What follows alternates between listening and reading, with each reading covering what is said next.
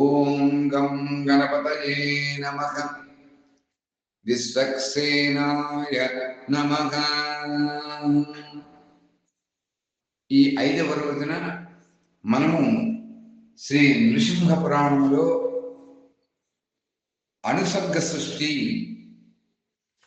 అనేటువంటి అధ్యాయంలో తెలిపినటువంటి భరద్వాజుని ప్రశ్నించినటువంటి విధంగా సూతుల వారు ఏ విధంగా సమాధానం చెప్పారు అనేటువంటి అంశములను ఈ రోజున మనం తెలుసుకుంటున్నాం అని తెలియజేస్తూ, శ్రవణరంధ్రమల్లి సర్గదల్పొగడంగ లేశమానందంబులేని వాడు పుణ్యవంతులు నిన్ను పూజ చేయగ చూచి భావబంధు ఉత్సాహపడనివాడు భక్తవన్యులు నీ ప్రభావంబుల్ పొగడంగా తత్పరత్వంబులేక తొలగువాడు తన చిత్తమందు నీ ధ్యానమెన్నడు లేక కాలమంతయు వృధా గడుపువాడు వసుధలో నెల్ల వ్యర్థుండు వాడయగును మరియు చెడుగాక ఎప్పుడు మమత నుండి భూషుర వికాస భూషణ వికాస శ్రీధర్మపుర నివాస దుష్ట సంహార నరసింహ నరసింహ దురిత దూర దుష్ట సంహార నరసింహ నరసింహ దురిత దూర. ఓ సూత మహర్షి, వ్యక్తం కానటువంటి ఈ జన్మ కలిగినటువంటి బ్రహ్మ నుండి 9 విధములైనటువంటి సృష్టి జరిగిందని చెప్పావు కదా. ఆ సృష్టి ఏ విధంగా వృద్ధి చెందింది అదంతా కూడా మాకు వివరించవలసిందని భరద్వాజుని సూత మహాముని అడుగుతున్నాడు. అంత సూతులు వారు చెబుతున్నారు, బ్రహ్మ మొదట సృష్టించినటువంటి మరీచి మొదలైనటువంటి వారి పేర్లు ఈ విధంగా ఉన్నాయి, తెలుసుకోండి.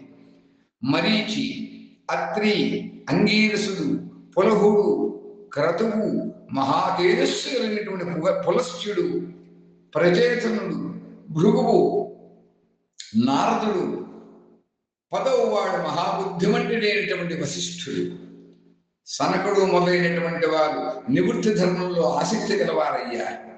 నారదుడు తప్ప మిగిలిన వారందరూ కూడా, మరీచి మొదలైనటువంటి వారందరూ కూడా ప్రవృత్తి ధర్మం ముందు ఆసక్తి గలవారయ్యారు. అలా బ్రహ్మ యొక్క కుడి చేతి బొటన బ్రేలు నుండి పుట్టినటువంటి ఆ దక్ష ప్రజాపతి యొక్క కూతురి బిడ్డల వల్ల పుట్టినటువంటి ఆ పుట్టినట్టు నడిచేటటువంటి నడవనటువంటి ఆ ప్రాణుల యొక్క వంశము ఈ ప్రపంచమంతా కూడా వ్యాప్తి చెందింది.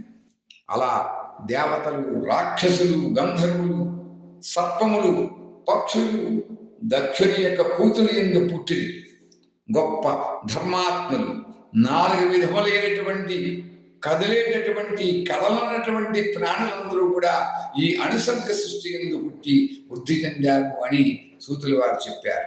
ఓ మహానుభావ, వెనక చెప్పినటువంటి మరీచి మొదలు వశిష్ఠుడి వరకు కూడా అందరూ కూడా బ్రహ్మ యొక్క మనోసంకల్పం, ఆ మనస్సు అనేటువంటి మనస్సంకల్పం వల్లనే పుట్టారు.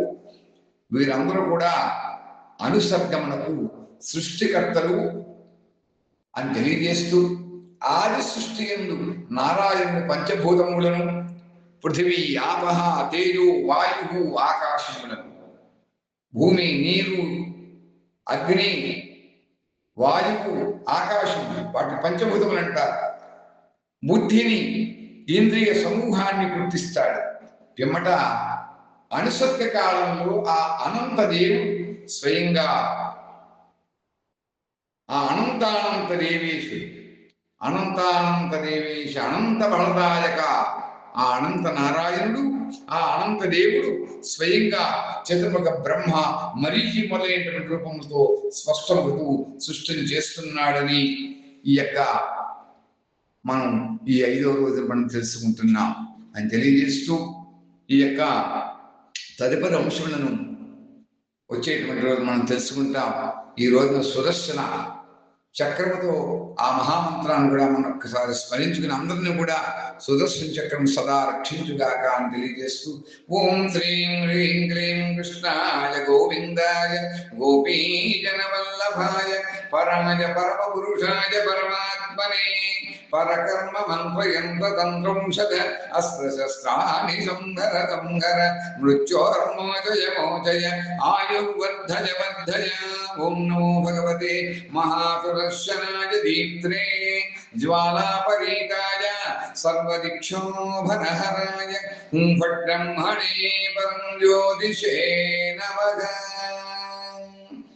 దశదిక్పాలక దేవతాభ్యో నమః. సదా సుదర్శన చక్రేణ సర్వజనానాం విశ్వజనానాం సర్వత్రా రక్ష రక్ష. ఓం నమస్తే నారసింహాయ నమస్తే గుణసింధవే నమస్తే సార్వభౌమాయ జయ జయ లక్ష్మీ నారసింహాయ తే నమః. వ్యాసాంబరీష పరాశర పుండరీక సుఖ శౌనక సనక సందన సనత్కుమార సంజాత నారద తుంబుర ప్రహ్లాద నానా భాగవతోత్తమ సకల మునిగణ జన సేవిత స్తంభోద్భవ దివ్య నారసింహ భక్తజనమ ప్రహ్లాద వరద జయ జయ లక్ష్మీ నారసింహ. భక్తజన మనోభీష్ట కల్పనా కల్పద్రుమాయ దుష్ట జన మనోరథ స్తంభనాయ ప్రభంజన ప్రాణప్రియాయ శ్రీ. స్వస్తి ప్రజాభ్య పరిపాలయంతాం న్యాయేన మార్గేణ మహిం మహీషాః. గోబ్రాహ్మణేభ్యః శుభమస్తు నిత్యం. లోకాః సమస్తా సుఖినో భవంతు. ఓం స్వస్తి ఓం స్వస్తి ఓం స్వస్తి.